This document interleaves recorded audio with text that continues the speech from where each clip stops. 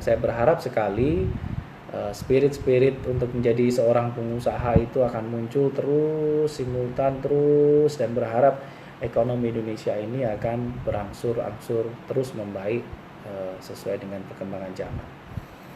Teman-teman semuanya, agak naif memang kalau kita tinggal di republik yang sebegitu kaya, tapi kita sendiri hanya bisa melihat dan tidak menikmati bahkan memanfaatkan dari sumber daya kekayaan republik kita secara maksimal. Tentunya berharap nanti banyak pengusaha-pengusaha muda di Indonesia yang terus bergerak, terus berikhtiar untuk mengambil porsi dari ekonomi yang ada di republik ini.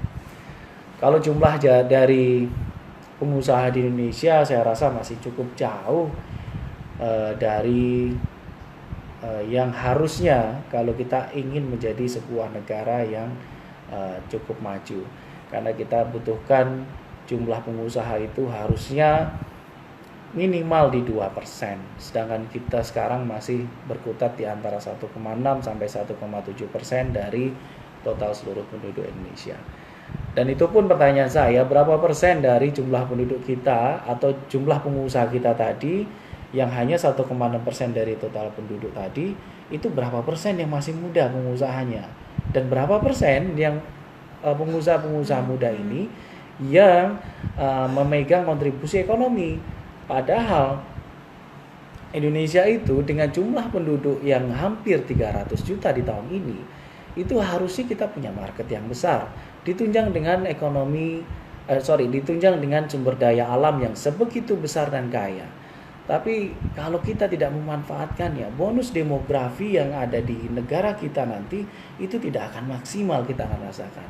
Coba bayangkan, bonus demografi kita sampai dengan 2030 itu diprediksi umur kalangan muda itu yang di bawah 45 tahun itu akan mendominasi hampir 40 bahkan hampir 60% dari total penduduk Indonesia.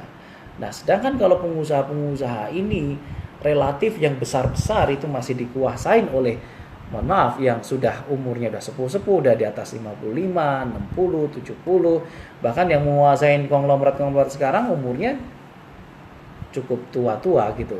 Nah, berharap banyaklah nanti pengusaha-pengusaha muda yang memang terus bergerak, yang memiliki omset yang besar, akhirnya bisa mengambil porsi dari ekonomi kita. Itu yang berharap.